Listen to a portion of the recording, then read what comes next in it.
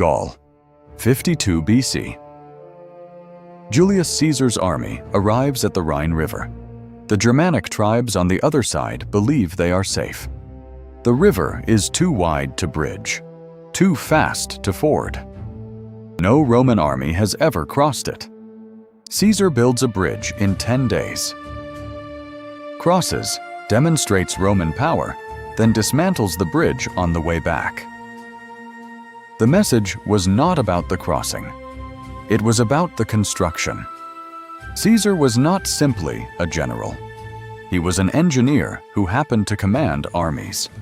In 8 years of campaigning in Gaul, he faced problems that had no established military solution. River crossings, siege warfare in dense forest, a simultaneous attack from 2 directions on a fortified camp, an enemy who refused to engage in conventional battle. Each time, Caesar did not wait for conditions to improve. He looked at what he had and built the solution with it. When besieging Alesia in 52 BC, he faced a besieged enemy inside the fortress and a relief army of 250,000 arriving from outside. His response was to build 2 rings of fortifications simultaneously, one facing inward to contain the fortress, one facing outward to hold off the relief force. 40 kilometers of walls, towers, and ditches, built by his own legions while under intermittent attack. Caesar did not have enough men for this situation. He engineered his way out of not having enough men. Every competitive shooter has stood at a problem they did not expect. A scope that has lost its zero the morning of a match. A bow limb that has developed a crack on the drive to the range. An airsoft AEG that stops cycling in the middle of a game. A paintball loader that jams at the worst possible moment. The question in that moment is not, why is this happening? The question is, what can I fix right now with what I have? That is a Caesar question. The competitor who freezes in front of a gear problem and decides the day is lost has chosen to lose.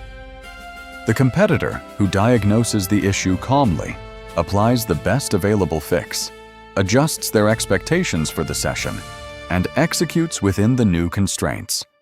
That competitor is engineering their way through the problem. Not winning perfectly, winning with what is available. Caesar's campaigns also teach a second lesson that every gear-conscious competitor eventually has to absorb. The best equipment in the world does not eliminate problems. It changes the category of problems you face. Caesar's legions had the best military engineering capability in the ancient world. They still built those 40 kilometers of walls under attack. The engineering did not remove difficulty. It gave them the tools to meet difficulty. The compound archer with a premium setup still needs to know how to retime a cam, reserve a string, and adjust a rest in the field. The airsoft player with a high-end rifle still needs to understand how to clear a jam, diagnose a hop-up problem, and maintain their gear under field conditions. Equipment is not a substitute for knowledge. Knowledge is what makes equipment useful. The best competitor is not the one with the best gear. It is the one who can build a bridge in 10 days, with whatever is on the riverbank. Julius Caesar, Rome, 52 BC, still building.